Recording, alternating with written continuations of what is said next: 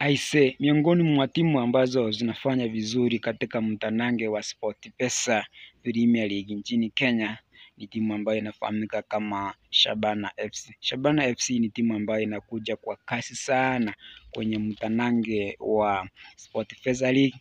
Tumeona ya kwamba mechi zao zote 100% wameshinda, na kesho watajibwaga uwanjani kumenyana na Tusker FC katika ua wa Kasarani. Lakini tumeambiwa ya kwamba kocha wa Shabana FC ambaye anafahamika kama Peter Okidi amesema ya kwamba raundi hii Shabana itachukua ligi, itachukua kikombe ya SportPesa Premier League. Amesema hiyo kwa sababu ameona vijana wana uwezo, vijana wanajituma sana, na amesema ya kwamba huu ndio wakati mwafaka wa timu hiyo ya Shabana kubeba ligi ya mtanange wa SportPesa ambayo inachezwa hapa nchini Kenya. Kwa hivyo kwa maoni ya Peter Okidi anasema ya kwamba vijana wa Shabana FC watakibeba kikombe this time. Sasa sisi kama mashabiki wa Shabana ni furaha sana kusikia maneno kama hayo, kwa sababu anayesema anaona uwezo